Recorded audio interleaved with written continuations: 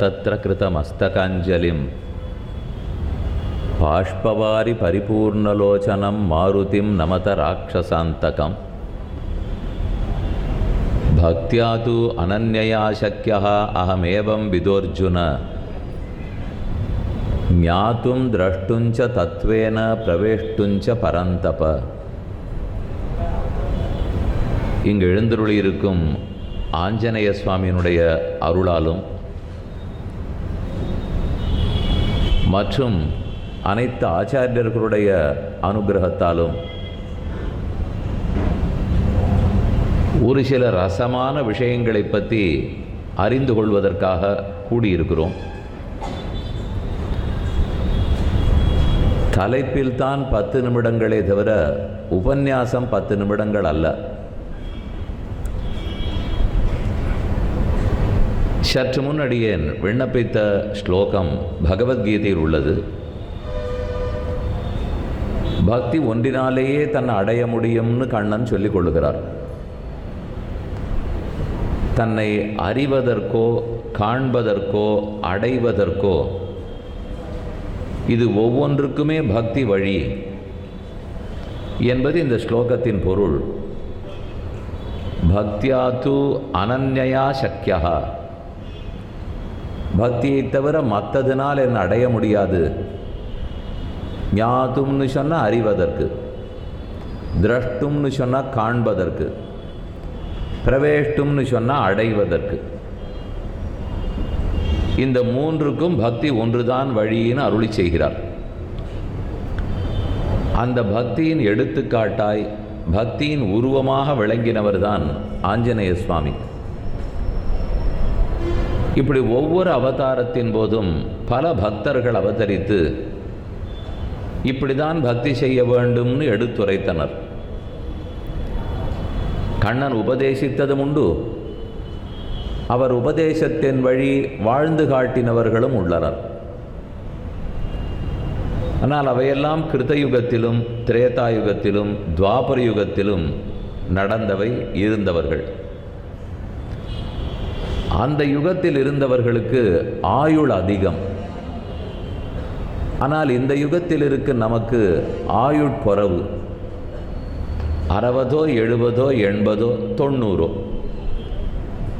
சராசரி சற்று கூடியிருக்கலாமே தவிர இன்னும் மொத்தத்தில் அந்த யுகங்களோடு ஒப்பிட்டு பார்த்தால் குறைவு. அதனால் அந்தந்த யுகத்தில் பெருமான் அடைவதற்கு நீண்ட மார்க்கங்கள், நாள் பிடித்து பல நாட்கள் பல ஆண்டுகள் தவம் புரிந்து செய்ய வேண்டிய மார்க்கங்கள் இவை இருந்தன. ஆஞ்சநேய சுவாமி இன்னைக்கும் இருக்கிறார், என்றைக்கும் இருப்பார், சிரஞ்சீவின்னு சொல்லுகிறோம். அவ்வளவு காலம் வாழ்பவராலே தியானம் பண்ணுவதோ பூஜிப்பதோ நாமங்களை சொல்லுவதோ எவ்வளவு மெதுவாகவும் பண்ணிக்கொள்ளலாம். அவருக்கு அதற்குரிய சக்தியும் இருந்தது, ஆயுளும் இருந்தது. ஆனால் நாம் இருப்பது கலியுகத்தில். ஆயுளும் குறைந்து விட்டது, பாக்கியம் குறைந்து சக்தியும் குறைந்து விட்டது, தொந்தரவுகளும் அதிகமாகிவிட்டன. ஒரு இடத்தில் வந்து உட்காருவதற்குள் வேற எத்தனையோ மனச்சிதறல்கள், ஒரு இடத்துல மனம் நிலைப்படாமல் இங்குமங்கும் தவித்து ஓடுகிறது. அதனால்தான் இந்த தலைப்புக்கே தேவை வந்தது. ஏன்னா இந்த தலைப்பை பார்த்தவுடன் ஒன்று தோணலாம், சாஸ்திரத்தில் சொல்லப்பட்டது இது அல்ல, அது எவ்வளவு நேரம் பண்ண வேண்டுமோ அவ்வளவு நேரம்தான் சொல்லியிருக்கிறது. இவர் ஏதோ நம்மை சமாதானப்படுத்துவதற்காக போட்டிருக்கிறார் அப்படின்னு உங்களுக்கு தோணலாம். ஆனால் அது அப்படி போடப்பட்ட தலைப்பு அல்ல, உண்மையில் போடப்பட்ட தலைப்பு தான். அதை பற்றி எங்கு பகவானே உரைக்கிறார்ங்கிறதையும் சொல்லுகிறேன். இப்போ தலைப்புக்கு வருவோம். 10 நிமிடங்களில் பூஜை, 10 நிமிடங்களில் பாராயணம், 10 நிமிடங்களில் தியானம். இதுதான் 3 நாள் தலைப்பு. அடியே இதையே 10 நிமிஷம்னு போடுறமே, 3 10 நிமிஷம் 30 நிமிஷம்தானா என்று நினைப்பு கொண்டு தான் தலைப்பு கொடுத்தேன். ஆனால் அதிலும் இருவர் கூப்பிட்டு கேட்டது, 10 நிமிடங்களில் மூன்றும் சேர்த்தா அல்லது ஒவ்வொன்றுக்கும் 10 நிமிடங்களா? இன்னொரு 100 வருடம் போனால் அப்படியும் தலைப்பு வரலாம். இன்னைக்கு தனித்தனியாக 10 நிமிஷம் பார்ப்போம். அதை சொல்கிறதுக்கு 1.5 மணி நேரம் ஆகும். ஆனால் அதுக்குன்னு பண்ணுவதற்கு 1.5 மணி நேரம் ஆகாது. அது 10 நிமிடங்கள் தான் ஆகும். 10 நிமிடங்களில்னு சொல்லுகிறோமே, ஏன்னு பார்ப்போம். அதே போல் போடப்பட்ட பூஜை, பாராயணம், தியானம் இவையெல்லாம் என்னங்கிறதையும் பார்ப்போம். பூஜிக்கிறோம்னு சொன்னால் தொழுகிறோம், வழிபடுகிறோம்னு அர்த்தம். பாராயணம் பண்ணுகிறோம்னால் ஒன்றை விடாமல் முழுவதும் வாசிக்கிறோம்னு அர்த்தம். தியானம் பண்ணுகிறோம்னால் மனதால் நினைக்கிறோம்னு அர்த்தம்.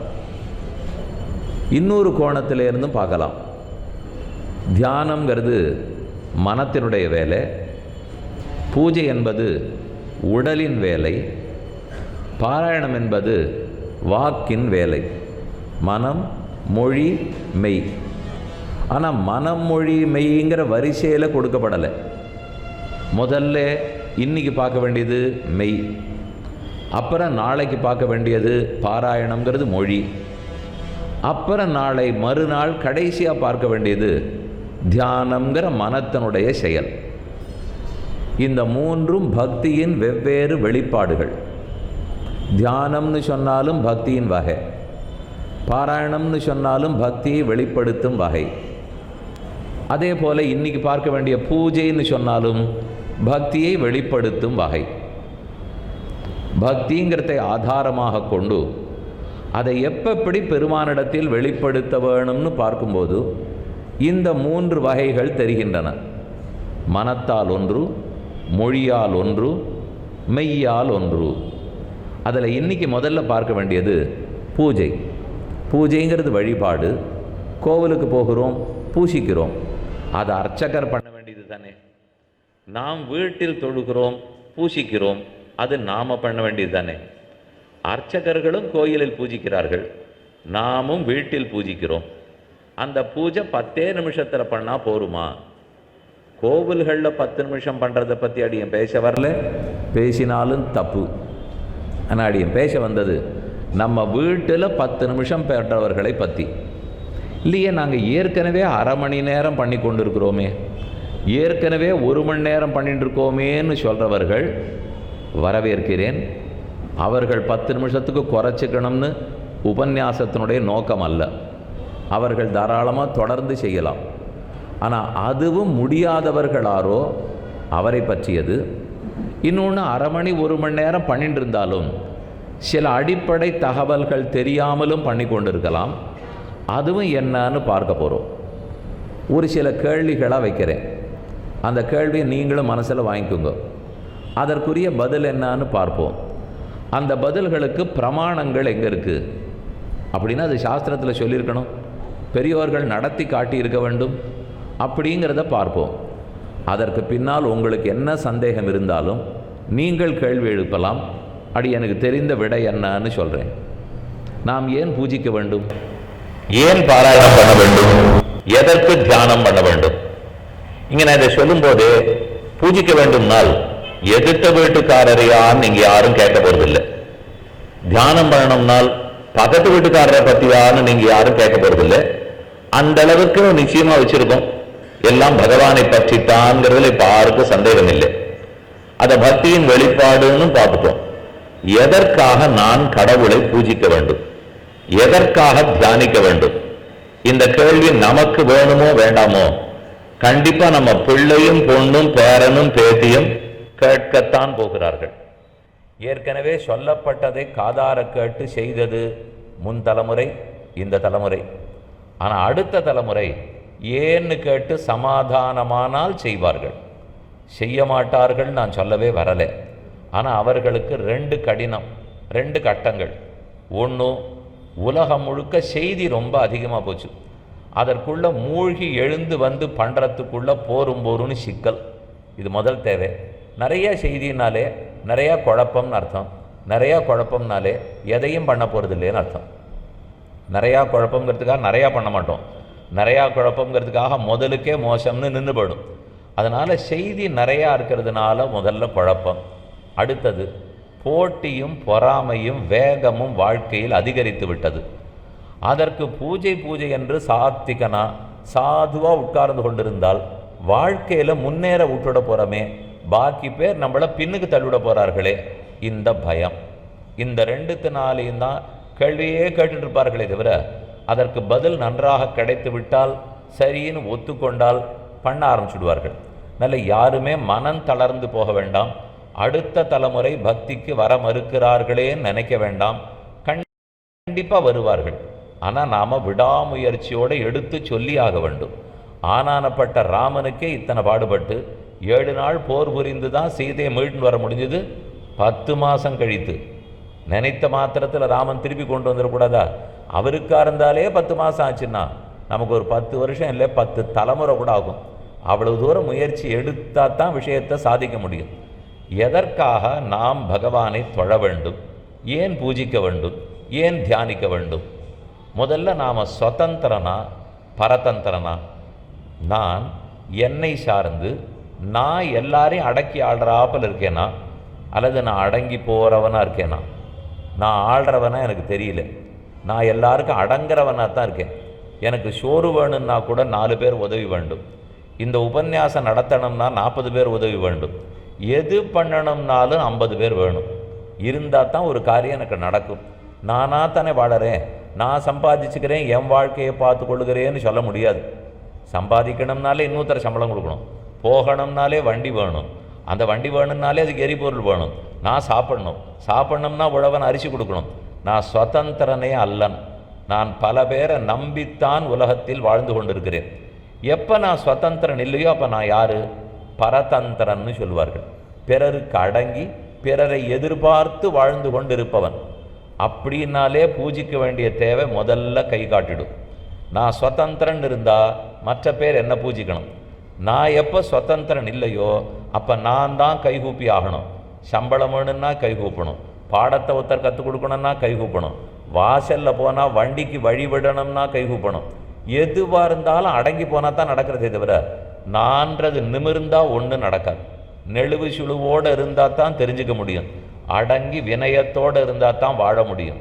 தாமிரபரணி ஆற்றங்கரையோரமாக சுவாமி நம்மாழ்வார் நடந்து போய் கொண்டிருந்தார். ஆழ்வார் திருநகரி திருக்குருகூர் ஸ்ரீவைகுண்டன் தாண்டி நம்மாழ்வாருடைய ஆஸ்தானம் புளியமரத்தடியில் ஆழ்வார் 32 வருஷங்கள் எழுந்தருளியிருந்தார். ஒரு நாள் மாலை பொழுது தாமிரபரணி கரையோரமாக போகிறார். அப்போ வெள்ளப்பெருக்கு. கரையில் இருந்த தென்னை மரம், பனைமரம், அரச மரம், ஆலமரம் எல்லாம் வேரோடு பறித்து கொண்டு கீழே விழுந்து விட்டன. பார்த்துட்டே இருந்தார் ஆழ்வார். எவ்வளவு பெருசாக நின்றுது, நேற்று வரைக்கும் 100 பேருக்கு இடம் கொடுத்தது, இன்றைக்கி ஒரு வெள்ளம் வந்தவுடனே மொத்தம் படுத்தே. அதே நீர்வஞ்சி கொடி, நாணல் கொடி, அந்த கொடி வெள்ளம் வரைச்சே அப்படியே தலையை குனிந்து கொண்டது. வெள்ளமாக ஓடித்து, வெள்ளம் வடிஞ்ச உடனே தலையை நிமிர்ந்து கொண்டு விட்டது. நீர்வஞ்சி கொடிக்கு என்ன சக்தி, அரச மரத்துக்கு என்ன சக்தி? இது ஒன்றுமே இல்லை, ஊதினா கீழே விழுந்துடும். ஆனால் அரச மரத்துக்கு எல்லா சக்தியும் இருக்குது. அரச மரம் நிற்கலே அடித்து கொண்டு போயிட்டு, நீர்வஞ்சி கொடி தப்பித்து விட்டது. காரணம் தலை வணங்கித்துன்னு புரிந்து கொண்டார். ஆனால் அரச மரம் தலை வணங்காதே, ஆலமரம் தலை வணங்காது, நிமிர்ந்து நின்னது, அடித்து கொண்டு போயிட்டு. மற்றது நீர்வஞ்சி கொடி அப்படி தலையை குனிஞ்சின்றது. வெள்ளம் முடிஞ்ச உடனே சரியாக போச்சு. அதனால் வினயத்தோடு இருந்தால்தான் பிழைக்கலாம்னு நம்மாழ்வார் தெரிஞ்சுட்டாராம். அதை நம்மளும் புரிஞ்சுப்போம். நான் சுதந்திரன்னு சொன்னால் பிழைக்க முடியாது, அது உண்மையும் அல்ல. யாரை நம்பி நான் இருக்கிறேன்னு வச்சே, நான் எப்படி சுதந்திரமாக செயல்பட முடியும்? சொல்லலாம் 1947 வாங்கிவிட்டோமே சுவாமின்னு. அந்த சுதந்திரம் வேற, அது யாரோ வந்து ஆள்றேன்னு உள்ளே உட்காண்டிருந்தது. நான் சொல்கிறது தனி மனித சுதந்திரத்தை பற்றி. அது பேச்சில் இருக்கலாம், நினைவில் இருக்கலாம், நீதிமன்றங்கள்லாம் சொல்லலாமே தவிர இன்னொருத்தனை சாராமல் நாம் இருக்கவே முடியாது. அதுலேயே அடுத்த கிளைக்கு போவோம். படைத்தது நானா என்னை படைச்சிட்டேனா, வேற யாரானும் என்னை படைத்தார்களா? பிறந்த போது இப்படி பிறக்கணும்னு நான் தேர்ந்தெடுத்து கொண்டேனா, வேற யாரானு தேர்ந்தெடுத்தார்களா? ஆக மொத்தத்தில் நான் படைப்பவனா படைக்கப்பட்டவனான்னு பார்த்தால் நான் படைச்சவனா தெரியல, படைக்கப்பட்டவனா தான் இருக்கேன்.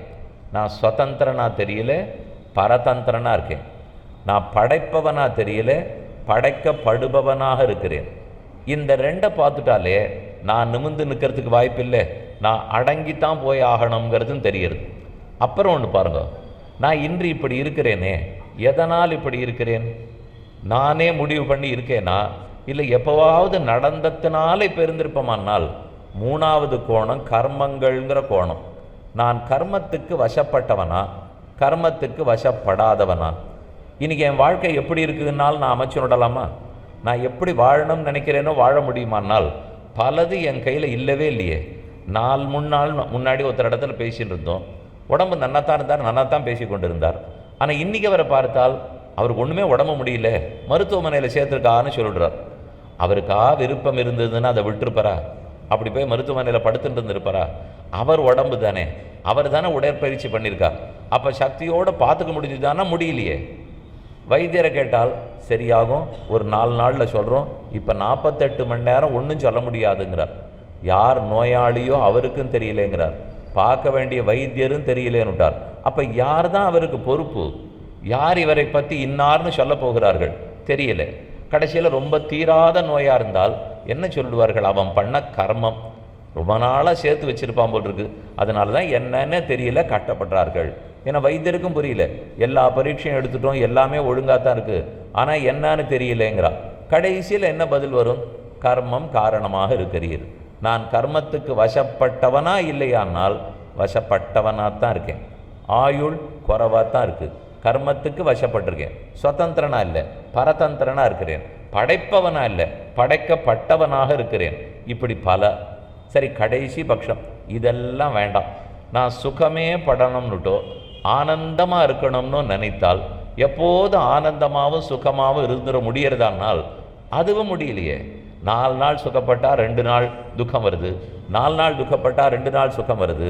யாருக்காவது மாறி மாறி வரும். நான் துக்கப்படணும்னு விருப்பப்பட்டா படுறோம்? இல்லவே இல்லை. சுகப்படணும்னு தான் ஆசைப்படுறோம், ஆனால் துக்கம் வருகிறது. யாருமே துக்கப்பட ஆசைப்படாத போது அது வருகிறதுன்னு சொன்னால் அப்போ அது என் வசத்தில் இல்லைன்னு அர்த்தம் ஆயிடலையா? சுகதுக்கத்தை பார்த்தாலும் கர்மங்களை பார்த்தாலும் படைத்தவன் படைப்பாளி படைக்கப்பட்டவன்னு பார்த்தாலும் அதே போல் நான் சுதந்திரனா பரதந்திரனான்னு பார்த்தாலும் எல்லா விதத்திலையும் நான் அடங்கினவனாக இருக்கேன். எல்லா விதத்திலும் வேற ஒருத்தர் மேலே இருக்கிறவராக இருக்கார். அது யாரும் என் பக்கத்து வீட்டுக்கு எதிர்த்து வீட்டுக்காரரா தெரியல. இப்போ இங்கே உட்காண்டிருக்கிறதுல வேற யாரானு சுதந்திரரா? இல்லை. இது நான் மட்டும் இல்லை, இங்கே இருக்கிற யாரை கேட்டாலும் இந்த 4 கேள்விக்கு இல்லை இல்லைன்னா சொல்ல போகிறோமே தவிர அப்போ யாரு நானும் இல்லை நீங்களும் இல்லை, ஆனால் உலகம் மாட்டு நடந்து கொண்டு இருக்காது. ஒரு பெரிய விஞ்ஞானி என்ன தெரியுமா எழுதி வச்சார்?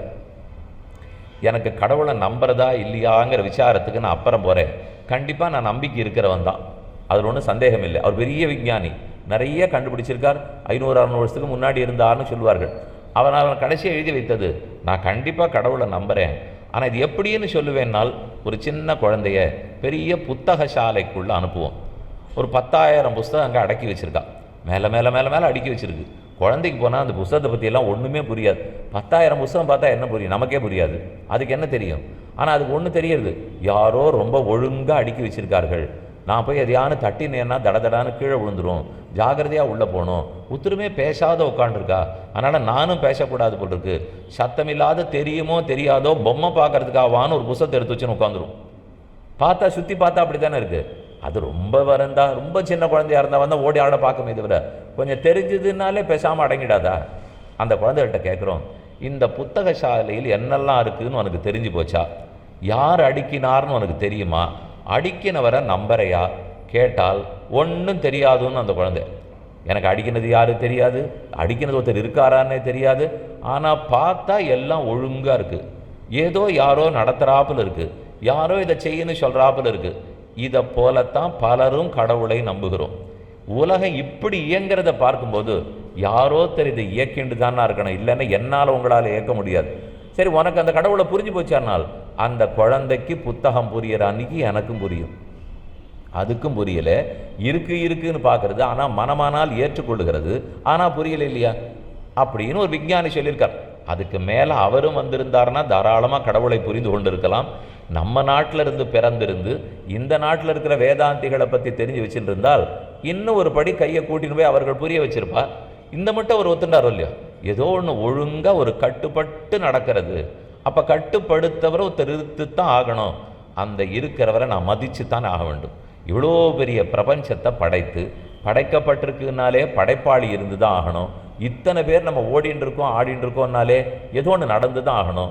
இன்னைக்கு ராத்திரி படுக்கிறோம், நாளை கார்த்தால எழுந்திருக்க போகிறோம். உலகம் இப்படியே இருக்கிறதுங்கிற நம்பிக்கையோடு தானே அத்தனை பேரும் படுக்க போகிறோம். இப்படியே நாளை கார்த்தால எழுந்திருப்போன்னு தானே எல்லாரும் படுக்க போகிறோம். நம்ம இப்படி தான் எழுந்திருப்போம்னு தெரியும். உலகம் முழுக்க எல்லாம் இருக்கும். நமக்கு எத்தனை உறவுக்காரர்கள் இருக்க மாட்டான். இந்த நாட்டில் அந்த நாட்டில், இந்த பிரதேசத்தில் அந்த பிரதேசத்தில் எத்தனையோ உறவு.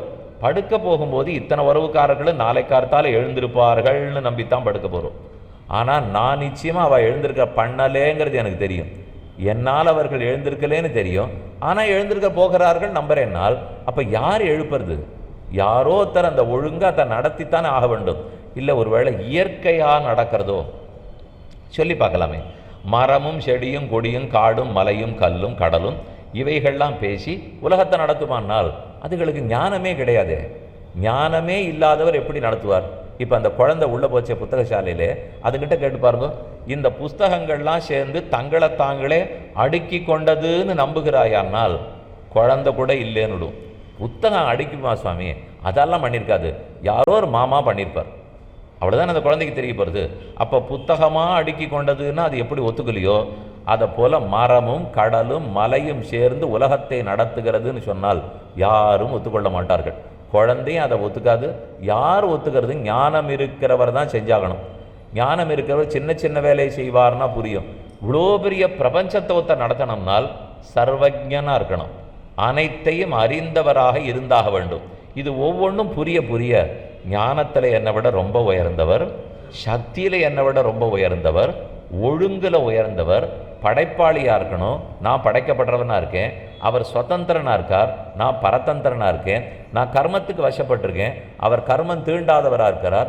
நினைக்க நினைக்க நினைக்க மதிப்பு உயருமா இல்லையா? இப்படின்னு ஒருத்தர் என்ன நடத்தின்னு இருக்கார் நினைக்கிறச்சே ஜாகிரதையாக இருக்கணும்னு தோணும். கொஞ்சம் பயமும் வரும், பயங்கலந்த மதிப்பும் வரும். இதை எப்படி வெளிப்படுத்துறது? பயத்தை எப்படி வெளிப்படுத்துறது? வெறும் பயமாக இருந்தால் ஓடிப்படலாம். ஆனால் இது பயங்கலந்த மதிப்பாக இருந்தால் ஓடவும் தோணாது. அப்போ ஏதோ ஒன்றை பண்ணி வெளிப்படுத்தணும். ஒரு தாய் தன் அன்பை எப்படி வெளிப்படுத்துவாள்? குழந்தைக்கு வேண்டியதெல்லாம் பண்ணி கொடுப்போம், வேண்டிய துணியெல்லாம் வாங்கி கொடுப்போம். அதுக்கு உடம்பு சரியில்லை, நான் தோளில் தூக்கின்னு போட்டு மருத்துவமனைக்கு போவோம். இப்படி தானே ஒரு தாயால் வெளிப்படுத்த முடியும். அதுபோல் அடியனுக்கும் ஒருத்தர் இடத்துல மதிப்பு வந்திருக்கு, துளி பயமும் வந்திருக்கு, ஒரு பெருமிதம் தெரியறது. அதை எப்படி வெளிப்படுத்தணும்னு பார்க்கும்போது எனக்கு சட்டுன்னு அதுக்கு வழி புரியல. ஏன்னா நான் தாய், அவர் குழந்தை இல்லை. நான் காதலன், அவர் காதலி இல்லை. நான் அப்பா, அவர் பிள்ளை இல்லை. ஏன்னா எனக்கு தெரிஞ்ச அப்பா பிள்ளை எல்லாம் யாருன்னு தெரியும். அவரானா ரொம்ப உயர்ந்தவராக இருக்கார். அப்போ எப்படித்தான் வெளிக்காட்டு கொள்ளுவதுன்னு யோசித்தால் எனக்கு தெரியல. அதனால் என்னை காட்டிலும் மிகுந்த ஞானிகளை அணுகிறேன். அவர்கள் சாஸ்திரங்கள் எழுதி வைக்கிறார்கள். அது பகவானே உபதேசித்ததாக இருக்கட்டும், அல்லது ஆழ்வார்கள், ஆச்சாரியர்கள், மகான்கள் இவர்கள் உபதேசமாக இருக்கட்டும், இதே விஷயத்தை அவர்கள் சிந்தித்து சிந்தித்து பதில் தேடியிருக்கா. அவர்களுக்கு வேதம் கை கொடுத்தது, இதிகாச புராணங்கள் கை கொடுத்தன.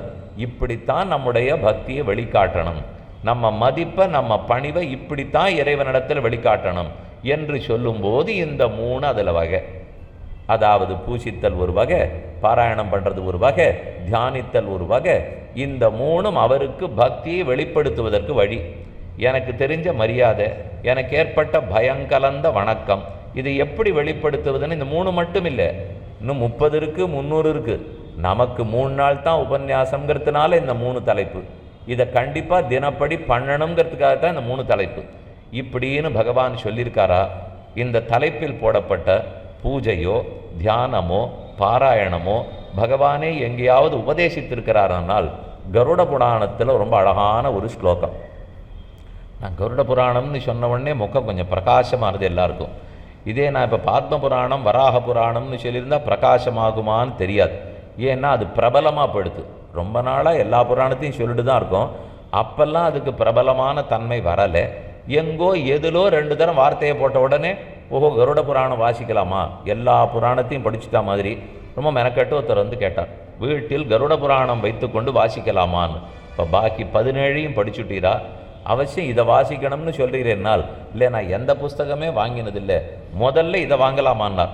முதல்ல திருப்பல்லாண்டு திருப்பாவையை சொல்லி பாரும், அப்புறம் புராணம் என்ன சொல்கிறதுன்னு தள்ளி போகலாம். எதற்கு? அது தெரியாத பாஷை. அப்புறம் தெரிஞ்சுப்போம். தெரிஞ்ச ஆழ்வார்கள் நமக்குன்னு கொடுத்துட்டு போகிறச்சே மார்கழி திங்கள்னு தொடங்கி வங்கக்கடல் கடைந்தான்னு முடித்தோம்னால் எல்லா நன்மைகளும் கிடைக்க போகுது. நான் புராணம் வேண்டான்னு சொல்ல வரல, அதை கடைசியில் வச்சு போன்னு சொல்ல வரேன்.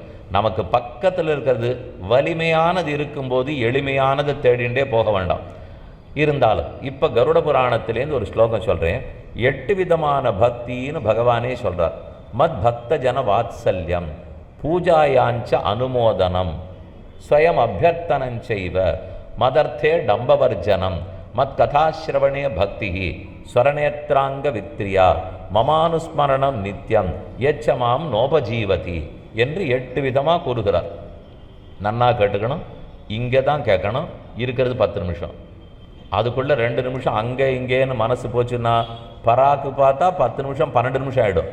ஏன் நமக்கு ஆராதனத்தும் போது நேரம் மாறுதுனால் பண்ண வேண்டியதை மட்டும் பண்ணோம்னா 10 நிமிஷத்தில் முடிஞ்சு போயிடும். ஆனால் அது இங்கே அங்கே பார்த்து இத்தை பேசி அத்தை பேசி எதான பண்ணால் அது 20 நிமிஷம் ஆகும். ஆனால் மனசில் கணக்கு போடச்சே, காலையில் பூஜை 20 நிமிஷம் பண்ணணுமான்னுவர். இவர் 20 நிமிஷம் பண்ணல, இவர் 10 நிமிஷம் வம்பு பேசிட்டு 10 நிமிஷம் தான் பண்ணியிருக்கார். அந்த 10 நிமிஷத்தில் பண்ணாலே போகும். அடுத்தடுத்து காரியங்களை செய்யணும். போன தலைமுறை இப்போ நம்ம வீட்டில் இருக்கிற 80 வயசுக்காரருக்கும் நமக்கு ஒரு பெரிய வித்தியாசம் என்ன தெரியுமோ? காலையில் எழுந்திருந்தால் எதையும் தொடாமல் பல் தேய்ப்பார்கள், குளிப்பார்கள், நெத்திக்கிட்டுப்பார்கள், பண்ண வேண்டிய பூஜையை பண்ணுவார்கள், சமைக்கணும்னா சமையல் தளிகை முடிச்சுட்டு வெளியில் வந்து அடுத்த பேச்சு பேசுவாள். ஆனால் இந்த ஒவ்வொன்றுக்குள்ளே இன்றைக்கி நாம் செலவழிக்கிற நேரம் உலக செய்திகளை தெரிஞ்சுக்கிறதுக்கு. நான் இப்போ தான் படைப்பாளி இல்லைன்னு சொல்லிட்டேன், உலகத்தை நடத்துகிறவர் நாம் இல்லைன்னு சொல்லிட்டேன். ஆனால் அந்த கார்த்தாலைக்குள்ளே உலக செய்தி முழுக்க தெரிஞ்சுக்கிறதுல நமக்கு இருக்கிற ஆசை. இப்போ நீங்கள் வந்திருக்கீங்களோ இல்லையோ, 6:30 மணிக்கு வந்துட்டீர்கள், 6:20க்கு ஏதாவது ஒரு பெரிய செய்தி வந்திருக்கும். இங்கே வந்தால் அப்படியாமே உனக்கு தெரியுமான்னு ஒருத்தர் கேட்பார். இல்லையே நான் பார்க்கலையே, நான் உபன்யாசத்துக்கு வந்துட்டேனேன்னு சொல்லி பாருங்களேன். நமக்கு அது தெரியாதுங்கிறதவர் எவ்வளவு கேலியாக முகத்தில் பார்ப்பது தெரியுமோ? என்னமோ பிரம்மத்தை தெரிஞ்சுக்காத போயிட்டா மாதிரியும், ஆத்ம ஞானமே இல்லாதா போலையும், பக்தியை தெரியாதா போலையும் கேலி அப்படி இறக்கமாக பார்ப்பார். நாம் அவரை பார்த்துருக்கணும். 6:20க்கு உலகத்தில் என்ன நடந்தால் உனக்கு என்ன எனக்கு என்ன, நீர் நடத்த போறீதா நான் நடத்த போறீதா, என் வழி எனக்கு தெரியல, இதை தவிர மற்றதெல்லாம் தெரிஞ்சிருந்தோம்னால் இது ஆகாது போகாதுக்கு வழி. நமக்கு உண்டானது அதை தெரிந்து கொண்டு விட்டு அதுக்கு முதல்ல ஆத்ம விஷயம் தெரிஞ்சுப்போம், பரமாத்ம விஷயம் தெரிஞ்சுப்போம், பிற்பாடு தான் வெளியில் போகணும். 8 விதமான பக்தின்னு சொன்னேன். அதில் அவர் சொல்கிறது, எனக்கு முதல்ல பூசிப்பாயின்னு தொடங்குறார். மத் பக்த ஜன வாத்சல்யம், என் பக்தர்களிடத்தில் குற்றம் பார்க்காதே. மத் பக்த ஜன வாத்சல்யம், பூஜாயாஞ்ச அனுமோதனம், எனக்கு ஒருத்தர் பூஜை பண்ணணும்னு வந்தால் நன்னா ஏற்றுக்கோ, அதை பண்ணுன்னு ஆமோதிப்பாய். பூஜாயாஞ்ச அனுபோதனம், ஸ்வயம் அபியர்த்தனம் செய்வ, இன்னொருத்தர் பூஜை பண்ணால் தலையாடிட்டு நீ பண்ணாத இருந்துடாதே. ஏன்னா முதல்ல சொன்னது மற்ற பேர் பண்ணும்போது ஏற்றுக்கொள்னார். சரி மற்ற பேர் பண்ணால் ஒத்துக்கிறேன், நான் பண்ணலேன்னு விட்டானா. அதனால தான் ஸ்வயம் அபியர்த்தனம் செய்வ, நீயும் பூஜை பண்ண வேண்டும். மமானுஸ்மரணம் நித்யம், என்னை பற்றி தினப்படி அனுஸ்மரணம், விடாமல் சிந்தித்தல், இடைவிடாமல் சிந்தித்தல் ஸ்மரணம் இல்லையா, அதை தான் தியானம்ங்கிறார். அப்போ பூஜிக்கணும்னு சொல்லப்பட்டிருக்கு, தியானிக்கணும்னு சொல்லப்பட்டிருக்கு. பூஜையின் தியானமும் என்னை குறித்து செய்யப்பட வேண்டும்னு பெருமானும் விதித்து விட்டார். அவரும் பண்ணுன்னு சொல்கிறார். என் நிலைமை என்னான்னு பார்த்தாலும் பண்ணியாகணும்னு தெரியறது. இந்த ரெண்டையும் கோத்தா பண்ணணுங்கிறது நிச்சயமா இல்லையா? அதை கண்ணன் கீதையில் சொல்லும்போது, அனன்யா சிந்தையந்தோமாம் ஏஜனா பர்யுபாசத்தே தேஷாம் நித்யாபியுக்தானாம் யோகக்ஷேமம் வகாமியகம்னு கூறுகிறார். ஆத்மஸ்வரூபத்தை தெரிஞ்சிட்டோம், நாம் ஞானமுடையவன் புரியுறது, ஆனந்தமுடையவர். நமக்கெல்லாம் அறிவு இருக்கா இல்லையா? இருக்குது. கூட குறைவு இருக்கலாம், இதை விட எல்லாருக்கும் அறிவு இருக்கிறது, ஆனந்தம் இருக்குது. கூட குறைவு இருக்கலாம், இதை விட ஆனந்தம் இருக்கிறது. அந்த அறிவை கூட்டணும், ஆனந்தத்தை கூட்டணும். இதுதான் எல்லாருக்கும் இருக்கிற ஆசை. அப்படின்னா அது யாரிடத்துல போய் கேட்கணும்? யாருக்கு அதிக அறிவும் அதிக ஆனந்தமும் இருக்குமோ அவரிடத்துல கேட்டு தான் பெற முடியும். நான் இப்போ படுறதை விட கூட வேணும்னா கூட இருக்கிறவர் இடத்துல தானே போகணும். சுற்றி எல்லாரையும் பாருங்க, யாருக்கான பார்த்தா அதிக ஞானம் இருக்கா, யாருக்கான அதை விட ஆனந்தம் இருக்காருனால் இருக்கலாம். ஒரு அங்கங்கே துளி கூட குறைவாக இருக்கலாமே தவிர நாம் அவர்கிட்ட கேட்டு பெற்றுக்கொள்வதற்குங்கிறதுக்கெல்லாம் வழி இல்லை. எனக்கு ஒரு விதத்தில் ஆனந்தம் இருந்தால் அவருக்கு வேறு விதத்தில் இருக்குது, எனக்கு ஒரு விதத்தில் துக்கம் இருந்தால் அவருக்கு வேறு விதத்தில் இருக்குது. எனக்கு உடம்பு நன்னா இருக்கலாம் ஆனால் புத்தி சுமாராக இருக்கலாம், அவருக்கு புத்தி சுமாராக இருக்கலாம் உடம்பு நன்னா இருக்கலாம். எனக்கு ரெண்டும் வேணும்னால் அவர்கிட்ட கேட்டு பிரயோஜனம் இல்லை. யாரிடத்தில் அனைத்தும் இருக்கிறதோ அங்கே தான் போயாக வேண்டும். அதனால் ஆத்மாங்கிற நம்முடைய ஸ்வரூபம், நம்முடைய தன்மையை பார்த்தாலும் அது இருக்கிறவரிடத்துல போக வேண்டும். ஞானமும் ஆனந்தமும் வளரணும்னு பார்த்தாலும் அது அதிகமாக இருக்கிற இடத்துல தான் செல்ல வேண்டியிருக்கு. ஆகவே தான் பூஜைங்கிறதுக்கு நம்மளே முடிவுக்கு வந்துட்டோம். நம்ம முதலாளிக்கு போகிறோம், வேலை கேட்குறோம். எதற்காக இன்னொருத்தர் இடத்துல போய் நம்ம வேலை பார்க்கணும்? நாமே அந்த பணத்தை உற்பத்தி பண்ணிக்க கூடாதான்னா பண்ண முடியாது. அது அவர்கிட்ட தான் இருக்குது. என்னிடத்துல அது இல்லை. அவருக்காக நான் வேலை செஞ்சேன்னா அவர் எனக்கு கொண்டாந்தேதியானா சம்பளம் கொடுக்க போகிறார். அதே போல் எங்கிட்ட ஆனந்தம் குறைவாக இருக்குது, அது யாரிடத்துல இருக்கோ அவரிடத்துல தான் நான் பெற்றாகணும். அப்போ அவருக்கு பிடித்தமானதை செய்தாக வேண்டும். அதனால் இது அடிப்படையில் பூஜையாக இருக்கட்டும், தியானமாக இருக்கட்டும், பாராயணமாக இருக்கட்டும், இதில் நாம் செய்கிறதுங்கிற கண்ணோட்டத்தோடு பார்க்க வேண்டாம். நீ கடைசிக்குள்ளே அதை நம்ம புரிஞ்சுடுவோம். இது நாம் செய்யறதுக்கு முக்கியத்துவம் கொடுக்காதீங்க. ஏன்னா தலைப்பு போட்டிருக்கச்சே என்ன தோணும்? நான் செய்யும் பூஜை, நான் செய்யும் தியானம், நான் செய்யும் பாராயணம். இந்த மூணுத்தினுடைய பயன் என்னான்னு கேட்டால் அதை மனசில் வாங்கிக்கணும். இந்த மூணுத்துக்கும் பயன் இறைவன் ஆனந்தம் அடைவது, அவர் திருப்திப்படுவது, அவர் முகத்தில் புன்முறுவல் பூப்பது. அர்ச்சனத்தட்டை கொண்டு போய் அர்ச்சக சுவாமிகிட்ட கொடுக்குறோம். அவர் 2 விஷயம் சொல்லுவார். ஒன்று ஈஸ்வர பிரீத்தியர்த்தம்னு சொல்லுவார், இல்லது பகவத் கைங்கர்யார்த்தம்னு சொல்லுவார். பெருமானுக்கு தொண்டு செய்வதற்கு இந்த அர்ச்சனை பண்ணுறேன், பெருமானுடைய முக மலர்ச்சிக்காக அர்ச்சனை பண்ணுகிறேன். இப்போ சொல்லப்பட்ட மூணுமே அவருடைய முகம் மலரணுங்கிறதுக்காக, அதுக்கு தான் முக்கியத்துவம் கொடுக்கணும். அவர் எது நாம் பண்ணால் பிடிச்சிருக்குமோ அது அத்தனையும் பண்ணுவேன். இதில் நாம் பண்ணுவேங்கிறதுக்கு முக்கியத்துவம் கொடுக்க மாட்டேன்.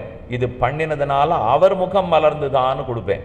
அப்படின்னா எத்தனை தரம் நான் ஜபம் பண்ணேன் முக்கியம் இல்லை, எத்தனை தரம் பெருக்கி மெழுகி கூட்டினேன் முக்கியம் இல்லை, எவ்வளவு நேரம் பூஜித்தேன் முக்கியம் இல்லை, அவர் திருவுள்ள முகந்ததா, அவர் ஆனந்தப்பட்டார்னு சொன்னால் கிடச்சிட போகிறது.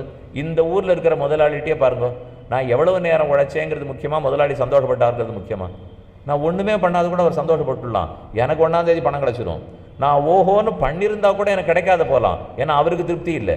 இதில் நீங்கள் உழைச்சதை முக்கியத்துவம் கொடுக்க போறீங்களா, அவருடைய திருப்திக்கு முக்கியத்துவம் கொடுப்பீர்களா? அவர் திருப்தி பட்டாராங்கிறது. அதனால் இந்த பூஜைங்கிறது எதையோ 10 நிமிஷம் போய் பலன் கொடுக்குமான்னு நினைக்க வேண்டாம். 10 நிமிஷமும் கொடுக்கலாம், 100 நிமிஷங்களும் கொடுக்காமல் போகலாம். இப்படி ஆகலாம், அப்படி ஆகலாம். ஆனால் இதில் எது தேவைனால் பெருமானுடைய திருவுள்ள ஆனந்தப்பட்டதா, அதற்கு வேண்டியதை நான் செய்தேன்னு சொன்னால் எல்லா நன்மையும் எனக்கு கிடைக்க போகிறது. இதில் இன்னொரு ஆச்சரியம் இருக்குது. ஊரில் இருக்கிறவர்களை எல்லாம் திருப்திப்படுத்தணும்னால் அவர்களுக்கு என்னால் லாபம் இருக்கிறது. ஆனால் நான் இப்போ திருப்திப்படுத்த நினைக்கிற பகவானுக்கு என்னால் ஒரு லாபமும் இல்லை. நான் இன்னத்தை பண்ணி அவருக்கு புதுசாக தான் அடைய போகிறாரா? நான் ஓஹோன்னு உழைச்சா தான் என் முதலாளிக்கு லாபம் கிடைக்கும். அந்த லாபத்தில் ஒரு 1/2% எனக்கு கொடுக்க போகிறார். அதனால தான் எனக்கு அவர் சம்பளம் கொடுத்துருக்கார். நான் என்ன பண்ணி இப்போ பெருமாளுக்கு இப்போ ஆனந்தம், அவருக்கு என்ன லாபம்? எதுனாலையும் இல்லை. அதனால் முதல்ல என்னை அவர் நிர்பந்தமே படுத்த மாட்டார்னு வச்சுங்க. நான் 9 மணிக்கு தான் வேலைக்கு வந்தாகணும், கையெழுத்து போட்டு தான் ஆகணும், அப்புறம் அது கைரேகை வச்சு தான் ஆகணும், அப்புறம் கண்விழி ரேகை வச்சு தான் ஆகணும். ஒவ்வொன்றா காலம் மாற மாற எவ்வளோ வந்துட்டுருக்கு பாருங்க. முன்னாடிலாம் கையெழுத்தே போடாத வேலை பார்த்தோம், நம்பிக்கையில் வேலை பார்த்தோம். அப்புறம் கரெக்டால் 9 மணிக்கு வந்துட்டியான்னு கையெழுத்து போட சொன்னார்கள், போட்டுன்னு இருந்தோம். கையெழுத்தை வேற யாரானு போட்டு போய்ட்றாலாம். அதனால் கைரேகை வைன்னு சொன்னால் கைரேகை உரைய போட்டு வந்து வச்சுட்டு போய்ட்றானோ, அதனால் கண்வழி ரேகைங்கிறா. கையில் முதல்ல இப்போ கைபேசி மட்டும்தான் வந்தது, அதை வந்து மூடி வச்சுக்கிறதுக்கெல்லாம் வழி கிடையாது. வேணும்னா நான் ஜாக்கிரதையாக உள்ளே வச்சுக்கலாம்.